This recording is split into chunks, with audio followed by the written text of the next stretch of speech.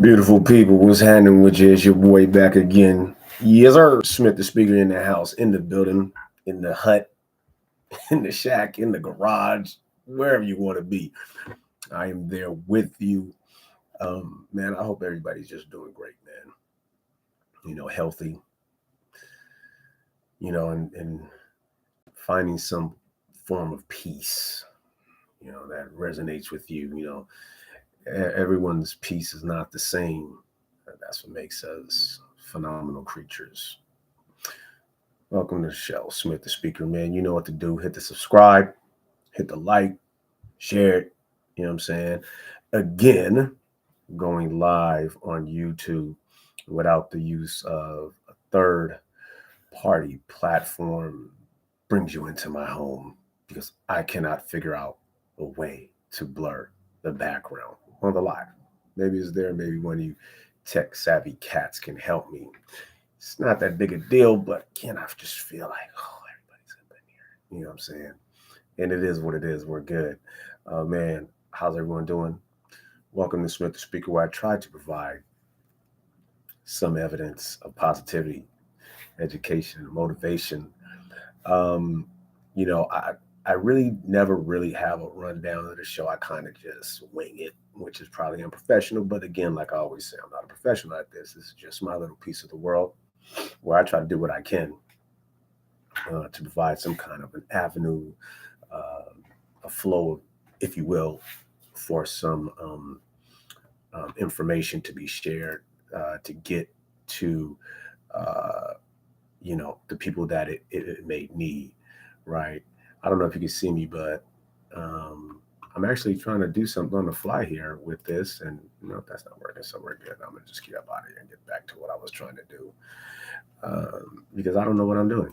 We're all good. Here we go. So I'd like to start today with kind of just like a mindful minute, if you will. Yeah, the day to day. This is Mannish Monday. Um, this is the subtitle of my show. I do it on Mondays for a reason. It's Mannish Monday. Sometimes we just get carried away. Maybe not even carried away is an appropriate term.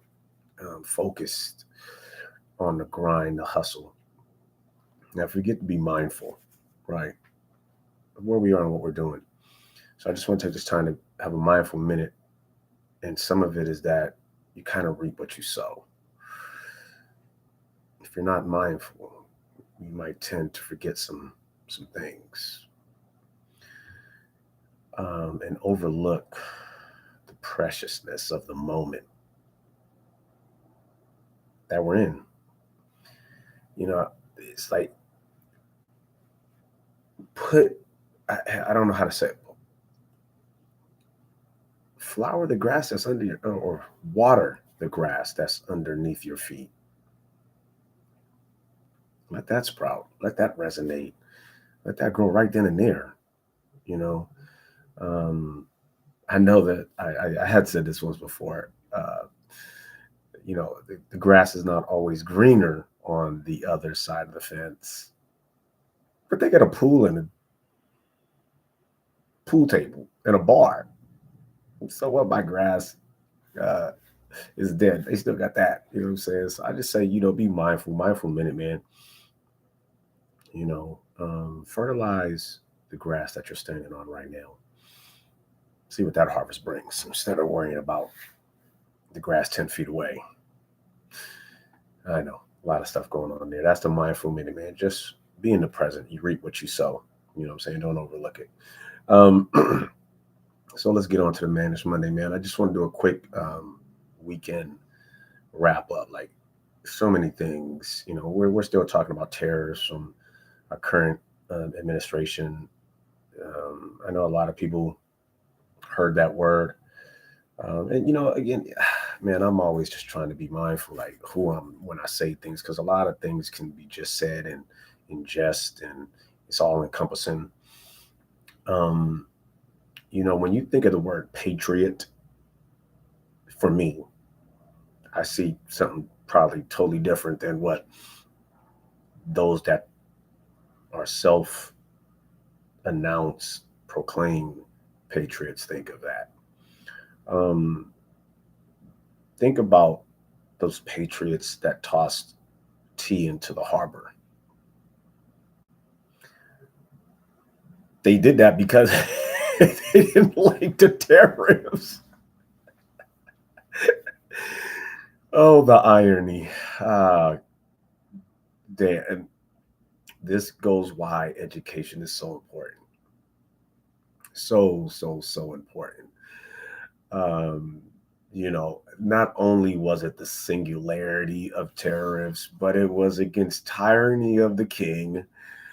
It was about lack of representation.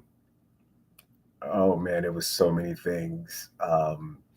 If you look at the Constitution and how it's outlined, how it was ratified, let's say that, how it was ratified, it's eerily similar to what those patriots were trying to protect themselves from. And then again, here we are today. I tell you, man, the irony and hypocrisy is comical if we just took the time to discuss it for what it is.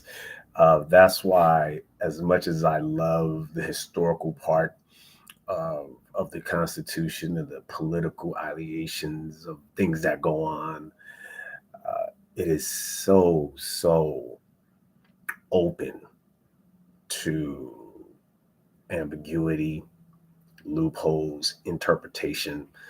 Our laws are so, because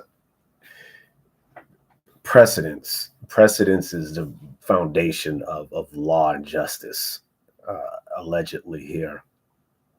And I look at some of um, adjudications across the board. And if he was, this is not a secret. This is nothing new. I'm not dropping a bomb. But if you just look at some of the adjudications and um, how they were tried in a court of law across racial boundaries, you'd probably see um, it is skewed towards less severe to more aggressive and extremely over adjudicated results when we start looking at those. So yeah, the weekend included a lot of politics still around tariffs. Around again, when we start talking about the Constitution, I believe it is the Fourth Amendment that protects citizens from the government sending in troops to live in your home. I just want to make sure I got that one right because we're almost there. If we're not there yet, we are cutting it really close. Um, well, that's the Fourth Amendment is about legal search and seizure. Um, I just wanted to make sure I'm talking about the right one. And that's the Third Amendment. I'm sorry, it's the Third Amendment that prohibits the quartering of soldiers in private homes. And we're talking about that right now. Maybe not to that extent, but we are sending. No, the government is sending soldiers into cities to establish order. I believe they're using the Insurrectionist Act of the 1700s uh, to to manipulate this activity. And I would say to that, well, where was this for the January 6th rioters? Where's the Insurrection Act there? Again, hypocrisy and again, interpretation. If you're on one side of the fence and you see that as, oh, we're standing up for law and order, then January 6th is just standing up for law and order. No reason for the Insurrectionist Act. Just as if you can see, there's crime in this city. Let's go get the Insurrection Act. Interpretation, man. Interpretation. That's the great thing about humans. And I think that's always going to be the unnecessary evil when we start talking about government, because everyone has their interpretation. I mean, you could literally have 5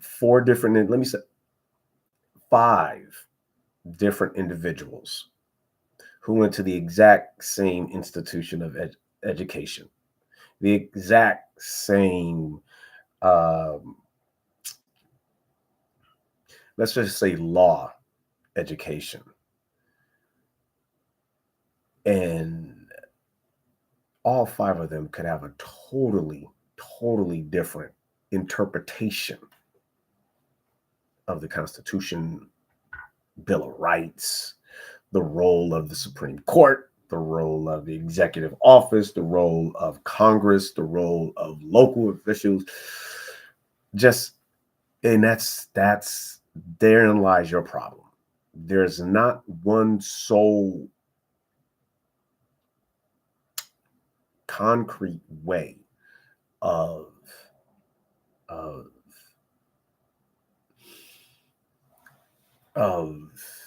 reconciling law as it's established in this country. And I say this, and I've said it before in other arenas.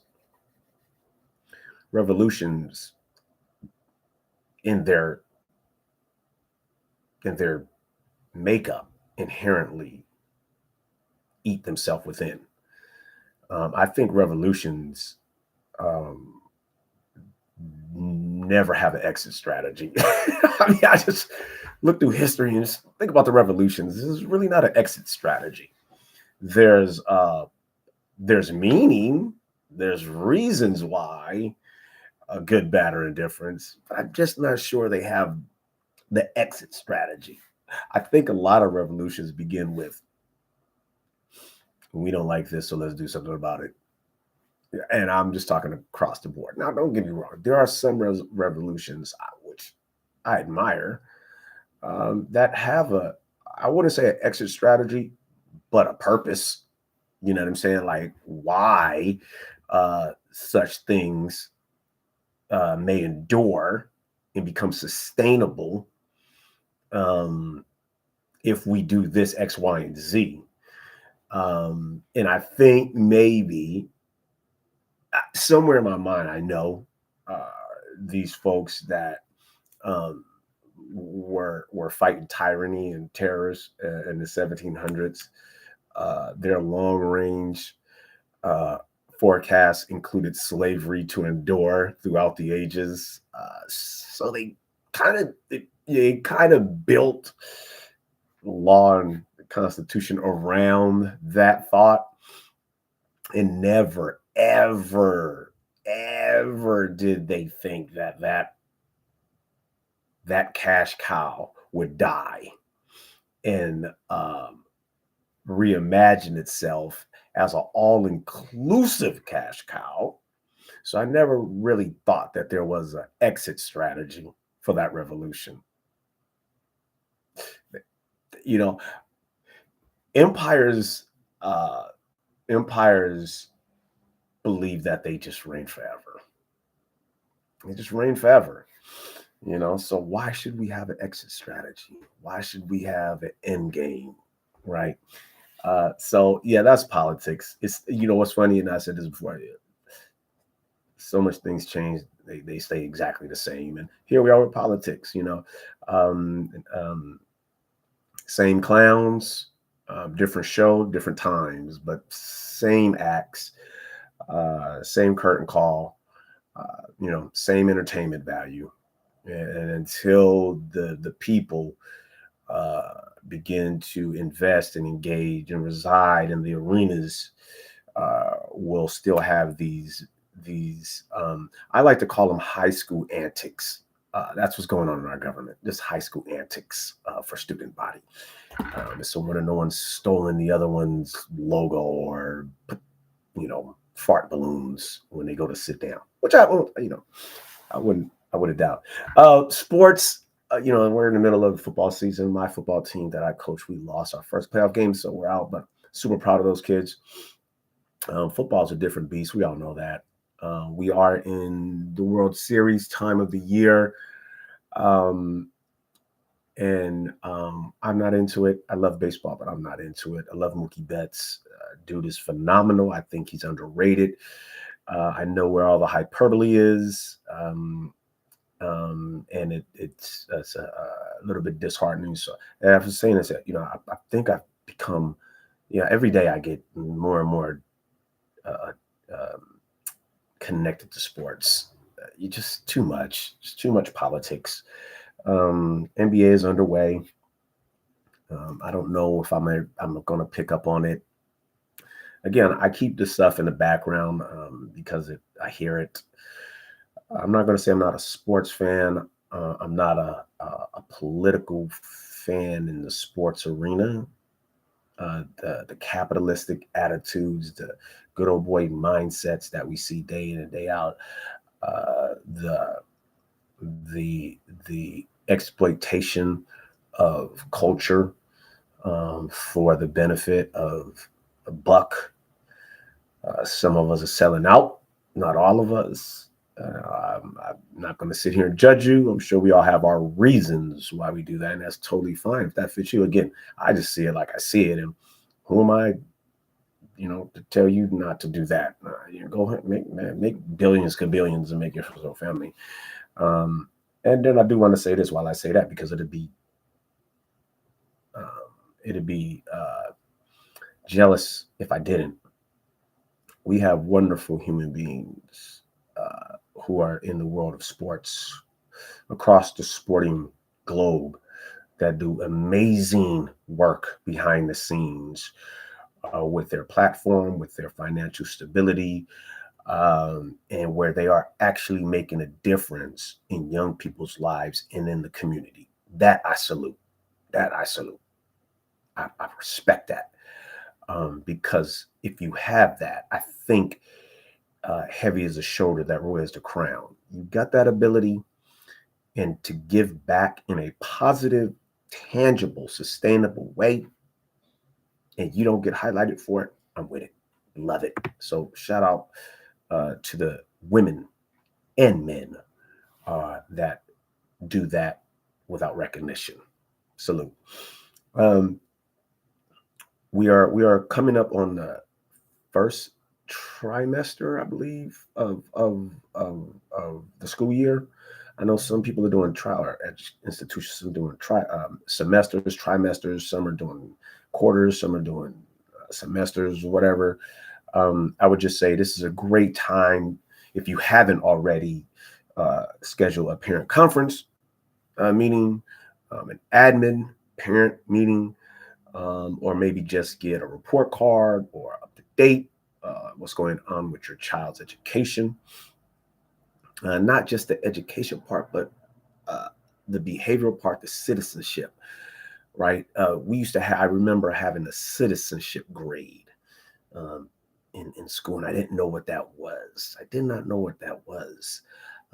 And again, now mind you, that was in the late 70s, early 80s, and citizenship was a way they judged how you interact in society, in your classroom with your schoolmates.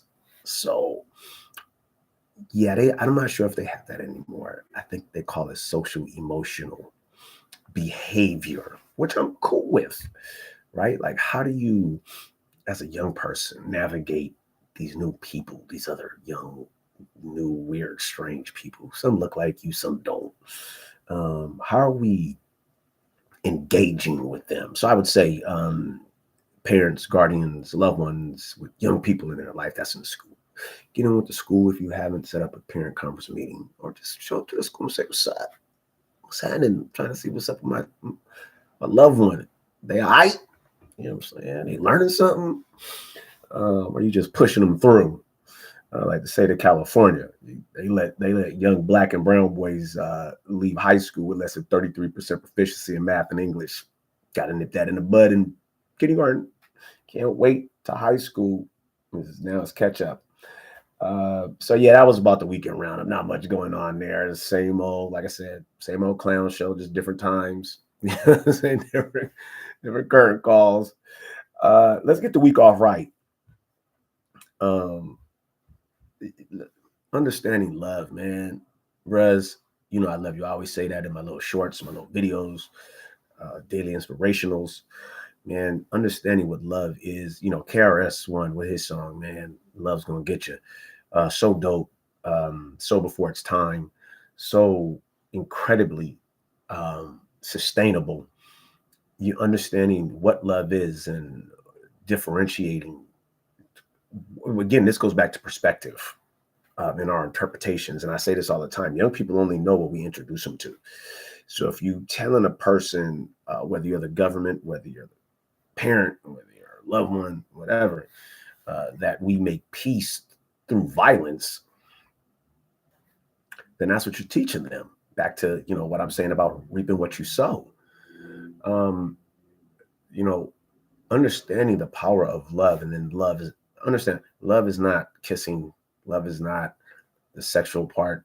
Don't get me wrong, I understand why it comes off that way. If you look across some of the holidays that's designated for this, you would assume that the heart and physical intimacy is love, and it's not. Love is an emotion. It's a deep affection for something, someone, an entity.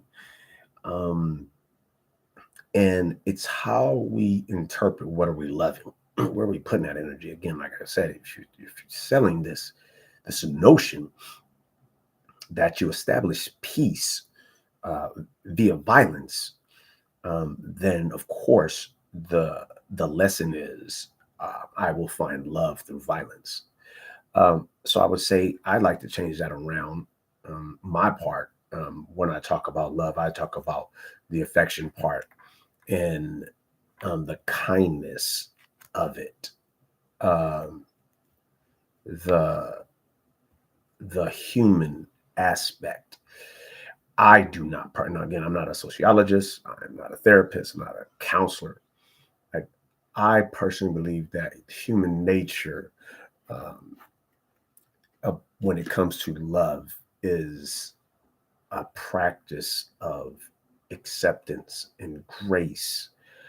You know, again, I am not none of these certified uh, uh, individuals with letters before their name and after their name. But you know, when just what I see on National Geographic or at a zoo or wherever I'm at, and I see animals, like say a dog. You know, a dog's got puppies, and you know, puppy messes up, right? There's a puppy shits on the floor. The mama and the papa dog don't smash the puppy's face in the shit. Humans do that, right? It's just like, hey, you took a shit. Okay, good job, kid. At least you didn't hold it in, have a stomach ache. You know, uh, there's still love there, whether that puppy shits in outside on the wherever or inside. Those the mama and papa dog still love them. Um, the puppy dog goes and chews up, you know, uh, the bed that they sleep on. Mom and papa dog don't trip. All right, bro, you tore up the bed. We'll figure something else. We'll make do what we got.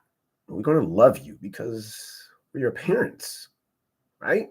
And then even like say if there's a herd, right? And I can only just go for what I've seen. National Geographic or any other kind of wild show where they're showing animals in the wild in their natural habitat. You know, there's a leader of the herd or the flock or the harem or whatever they call it. I don't know, but there's a leader. And let's just say these little rambunctious animals run off and, you know, I don't know. I you know, they they get in a tree. They get in a tree and one falls down and um, you know, lands on another one and they get hurt. There's no one blaming the parents like you're raising violent creatures. It's like, oh, you know what they did, right? It'll be all right. The kingdom's not hurt. We're straight. You know what I'm saying? They're okay. There's no sense of like from the leaders. Hey yo, Papa, your kid is acting wild, so we're going to incarcerate him or we're going to kill him. Come on, man. And we're humans and we do that. Well, I guess what I'm trying to get at is animals show unconditional love throughout the process. Humans, we want to say, you did something wrong, so we're going to penalize you to show you how much we love you. Why? You know,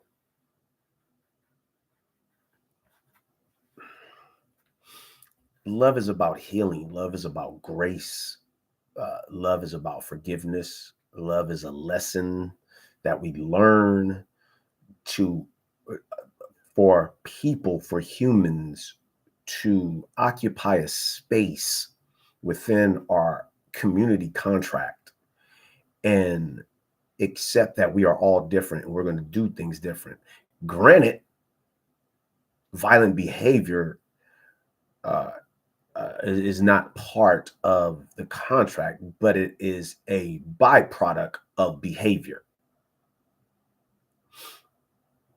Some of it is retaliatory. Some of it is from the brain activity. And so I would say love is evolution and how we present it in a sustainable way where harmony and, let me not say harmony, because as humans, we're all different. I don't think there'll ever be harmony amongst humans. There's too many different point of views. But I think just an understanding of differences can create an aspect of love that can endure, right? Because I don't think it's possible to say, you're different, we hate you, but we're going to show you that we love you by forcing you to change, right? No, I mean, love somebody, man, like for who they are, even if they're not like you. And I say this, and some people who know me, some people who don't know me, but even the people who don't like me, I still love them. They're humans. You know what I'm saying? And it is what it is. You ain't got to agree with me. You ain't got to like me. You ain't got to, I still love you as a human because you're a human. Now, granted, I may think you're a jackass. I may think you're a dipshit. I may think you're a dingbat. I may think you're a racist. But you're a human. I love you. And I don't have to engage with you every single day. I don't have to engage with you at all. But I still love you. There's that. That's how we're going to start off the week. You're going to love somebody. Try loving somebody you don't like. Try loving somebody you don't like. Better yet, try loving somebody that doesn't like you. Try loving somebody that doesn't like you. You don't have to go up to him and tell him you love him. You don't have to write him a love letter. But in your heart and in your mind, I love you. I don't agree with you. You don't like me, but I love you. See what that does for you. That's how we're going to start the week, by loving somebody. Let it evolve. Let it evolve. You know what I'm saying? Let's get to Mannish Monday so we can get up out of here. I'm on 29 minutes. I'm right on schedule. Mannish Monday. And I would say this: I am enough as I am. I am enough as I am, as the man I am, the man I want to be, the man I was, the man I will be. I am enough. I was enough then. I'm enough now. I'll be enough tomorrow. Even if I don't grow, if I don't evolve 1 second iota from this point on, I am enough as I am. Bruh, you are enough as you are. We don't have to recreate the wheel. We don't have to do anything different. We are enough as we are. Is it okay to stay stagnant? Sure, if that's what you want to do. Is it beneficial? I don't know. But if that's your choice, that's your choice. I myself embrace the evolution process, like being better tomorrow, being a different Smith tomorrow, taking what I learned today and building upon it for tomorrow.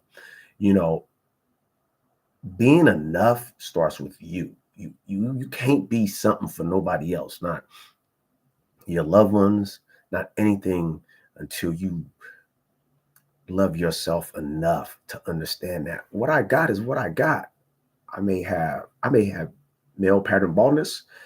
I may have um, near vision. I may have glaucoma. I may have diabetes. I may have congestive heart failure. I may have a compromised immune system. I may have addiction problems. I may have trust issues. I may have anxieties that cross the spectrum. I may have mental challenges that uh, disconnect me from the normal reality. I may have all these things, but I'm still enough. I'm still enough. I'm still enough to be loved and to give love. I am enough just as I am. If you don't want to seek assistance, don't seek it. Could it benefit your existence? Probably. Could it benefit the existence of your surrounding partners? It could. Um, but again, that's if you're willing to do that. You can't do it because somebody else wants, right? And I'm enough like this. I'm good. But imagine if I allowed myself to evolve even more. That's the next step of accepting I am enough. Because when you say I am enough as is, I'm enough like this. But imagine how much more I could be if I evolve. I'm enough like this. Submit is enough like this, but imagine if I evolve. I can give you everything I can give that I'm allotted to disperse. But imagine if I evolve. Imagine if I'm enough like this as I sit here and talk to you, good brothers and sisters. I'm enough like this, but imagine if I evolve. I'm enough like this for myself, but imagine if I evolve. I'm enough like this for my family, but imagine if I evolve. I'm enough like this in my career, but imagine if I evolve. I'm enough like this in my community, but imagine if I evolve. I'm so connected and confident in my enoughness right now that I'm willing to become vulnerable to see where I can take that enoughness. Can I let it evolve? Am I willing to go there? Because enough might be complacent. Enough might be comfort. The evolution is the discomfort. And that's okay. That's okay. That's okay.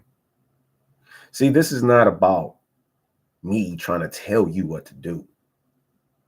I just want to share with you the opportunities that exist when we evolve. And you are enough, brothers and sis, right now. You are enough. Wherever you may be, wherever your feet are right now. Like I said earlier, fertilize that grass where you at. If you enough right now. But imagine if you evolve. Mannish Mondays, man, that's my vibe. Like I want to be a better man. Not to say I'm a shitty person, but I just want to be a better man. All inclusive. All inclusive. From my feelings to my thoughts to my words to my actions to my legacy to my shortcomings. I just want to be a better man, Mannish Monday. I want to be a better, I just start Mannish Monday because that's the beginning of the alleged work week. And if I'm going to work, I'm going to work every single day to be the coldest, most mannish man I can be. You know, we think cold, we think hostile, brute force. Cold, man. I'm willing to take it there. I'm willing to go walk in the wilderness where it's cold with just my wife beater on and some shorts.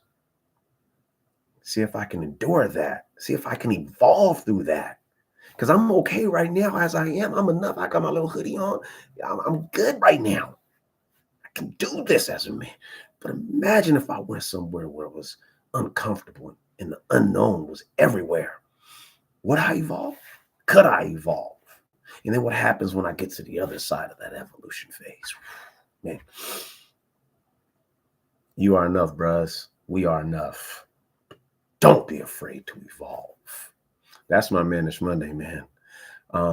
Again, if you're checking this out, hit the subscribe, hit the like, share it with somebody, and I'm gonna get up out of here like I always do. Man, look, have a conversation with somebody that doesn't look like you or sound like you. And if you listen, shut up. Just might learn something. Beautiful Black people, bro. You know I love you. Sawabona.